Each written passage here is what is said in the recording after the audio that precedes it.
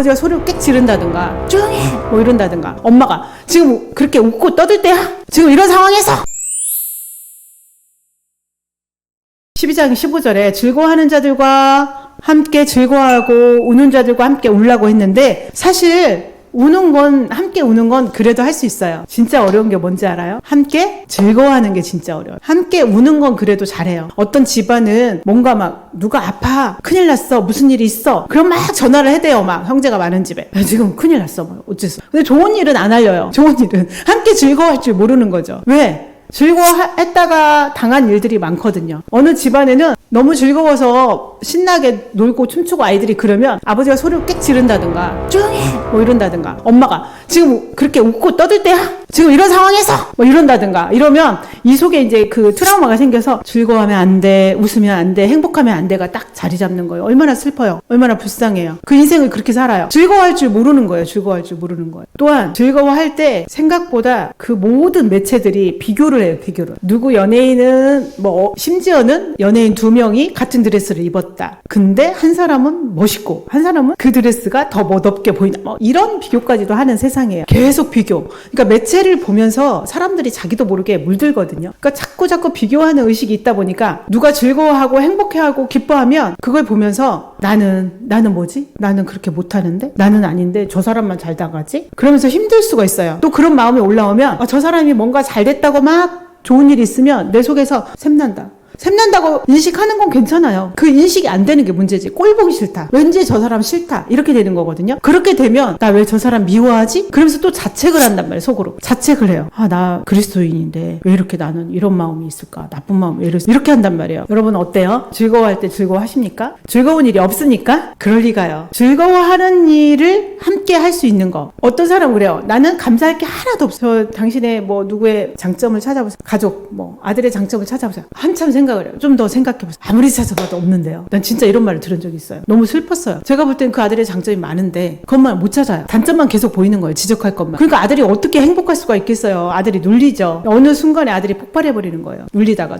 그래서 단점만 보이는 것도 문제예요. 사실 잘 보면 장점이 누구나 있거든요. 근데 중요한 거는 자신이 즐거워하지 못하면 당연히 남의 즐거움에 같이 할 수가 없어요. 내 즐거움을 즐거울 줄 알아야 남의 즐거움도 함께 즐거워할 수 있어요. 생각보다 사람들은 내가 갖고 있는 건 당연하다고 느낄 때가 많아요. 내가 갖고 있는 거. 내가 지금 갖고 있는 거, 뭐 예를 들어서 뭐 손자가 있다거나 손녀가 있다거나 또는 이렇게 뭐 친구가 있다거나 장점이 많잖아요. 뭐 남편이 있다거나 뭐 아내가 있다거나 다 이런 거 아들이 있다거나 딸이 있다. 다 이거 장점이에요. 좋은 거예요. 근데 그게 당연하게 여겨진다는 거죠. 근데 당연한 게 우리가 공기를 보면서 너무 당연하잖아요. 근데 공기 없으면 살아요, 죽어요? 그러니까 우리가 사실 하나님을 은혜를 받는다는 건 은혜를 처음 받았을 때 기억나시나요? 은혜를 처음 받을 때는 이렇게 밖에 나가면 나무를 봐도 막 나무가 막 춤추는 것 같고 하나님을 찬양하는 것 같고 이런 걸 느낀단 말이에요. 그런 즐거움 느껴본 적 있으세요? 그렇게 즐거운 거를 느낄 수 있어야 돼요. 언제나 불행한 얼굴을 하고 좋은 일에도 기쁨을 느끼지 못하고 감사를 느끼지 못하는 건 황폐한 마음이 지배를 하기 때문이에요. 오늘 본문에서 즐거워하라 그랬지만 혼자 즐거워하는 일을 먼저 해봐야 사람들의 즐거움에 같이 참여할 수가 있죠. 여러분도 알다시피 우리나라는 뭐 예를 들어서 외국에 가면 외국 사람들의 문화는 굉장히 좋은 걸 굉장히 부풀려서 말하잖아요. 그냥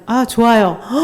굉장히 좋아요. 이런 식으로 영어로 하면 뭐 아유 잘하네요. 그러면 와 멋있어요. 훌륭해요. 이런 식으로 표현하거든요. 우리나라는 잘하면 그래 그만하면 됐다. 아유 뭐 다음에 더 잘해. 이런 식이에요. 그 자녀들이 그런 얘기 많이 해요. 엄마한테 칭찬받은 경험 말해보라고 하면 더 잘해 와. 또는 반응도 안 한다거나 이런 일들이 참 많아요. 어떻게 보면 우리나라의 역사를 보면 참아야 했고 양보해야 했고 특히 여기 여성이 많은데 여성들은 특히 많이 양보하면서 살았잖아요. 뭐 오빠한테 양보해야 되고 뭐 남동생한테 양보하고 아버지는 높은 사람이고 뭐 이렇게 살았잖아요. 또는 폭력적인 가정도 많았잖아요. 폭력의 환경에서는 즐거워할 수가 없는 거죠. 가당치도 않은 환경이죠. 즐거워한다는 거는. 뭐 명절이다. 그래서 막 명절에 옷을 사줬다. 아버지가. 즐거워한다. 근데 뭐 누군가가 막 깽판을 친다든가 가족 중에 누군가가. 그러면 다시는 즐거워하면 안 될 것 같은. 명절에 뉴스에 싸워서 죽고 폭력 일어나는 거 뉴스가 왜 많아요? 그렇게 굉장히 많다는 거 알죠, 여러분도? 명절만 되면 그 즐거워하면 되잖아요. 가끔은 뭐 여행을 갖고 외식을 했대요. 누가 얘기를 들어보면 그 여행 가면 즐거워하면 되잖아요. 싸워요. 외식을 하러 가서 밥을 비싼 거 먹으러 가서 싸워요. 이러려면 뭐 하러 가요? 그냥 좀 집에서 간단한 걸 먹어도 같이 즐거워야죠. 우리 교회 밥을 먹으면서 그렇게 막 거하게 먹지 않아도 함께 즐거워하잖아요. 사실 함께 즐거워할 수 없는 건 그 사람의 안에 결핍이 있기 때문이죠. 그래서 결핍을 회복하는 과정이 필요한데요. 그렇지 않으면 평생 다른 사람의 즐거움에 함께 할 수가 없어요. 특히나 이제 뭐 예를 들어서 아내는 즐거워할 줄 아는데 남편은 즐거워할 줄 모른다. 그러면 이제 부부싸움을 하는 거예요. 아내가 막 행복해하면 남편이 거기다 찬물을 탁 끼얹거든요. 근데 남편이 나쁜 놈이라 그런 게 아니에요. 일부러 그런 것도 아니에요. 자기도 모르게 그러는 거예요. 자기도 모르게. 그게 이제 역동인데 그런 역동이 일어나는 거죠. 너무나 사람들한테 맞춰주고 착하고 인정받고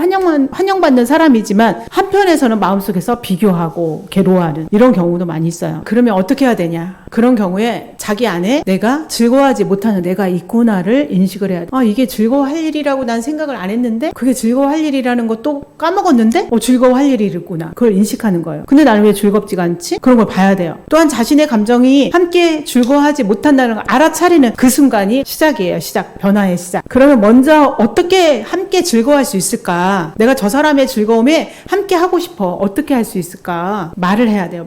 말이 중요해요. 말이라는 게 말하는 순간 뇌에서 인식을 하기 때문에 내가 즐거워하는 나로 바꾸고 싶다. 그러면 천천히 시도를 해봐야 돼요. 더 깊게는 뭐 이제 다른 걸 해야겠지만 심리치료라든가 이런 걸 해야겠지만 가볍게 해볼 수 있는 것은 내 마음이 즐거워하지 못하네. 아, 오늘 생각하니까 내가 오늘 이걸 했는데 즐거웠구나. 즐거운 일이었는데 나는 그걸 즐거움을 또 억눌렀구나. 이런 생각을 먼저 하고 충분해. 즐거워할 만해. 라고 자신에게 말해주는 거예요. 그 다음에 사람들이 누군가 즐거운 사람이 있으면 그 사람한테 가서 함께 즐거움에 참여해보세요. 내가 힘들지만 말이라도 한번 해보는 거예요. 그래서 즐거워하는 말을 해보세요. 아, 너무 좋으시겠어요. 오늘 말씀에서 즐거워하는 자들과 함께 즐거워하고 우는 자들과 함께 울라고 했습니다. 사랑하는 성도 여러분, 우리는 울음 앞에서도 즐거움 앞에서도 혼자 서 있지 말고 함께 하기를 축원합니다. 즐거워하는 자들과 함께 즐거워하고 우는 자들과 함께 울라. 이것이 그리스도의 몸된 공동체의 모습이죠. 함께 즐거워하지 못한다고 해서 믿음이 없는 건 아니에요. 회복 중이라고 생각하시면 돼요. 성도 여러분, 이제 곧 성탄일이 다가오네요. 어때요? 즐거웠죠? 예수님이 탄생하셨잖아요. 너무 즐겁죠? 그래서 함께 즐거워하는 성탄절이 됐으면 좋겠어요. 오늘 저녁에 여러분 가셔서 잠들기 전에 한번 자신에게 질문을 해보세요. 오늘 내 안에 울고 있는 감정이 있나? 오늘 내 안에 즐거운 감정이 있나? 그 감정을 하나님 앞에서 숨기지 마시고, 하나님, 저 오늘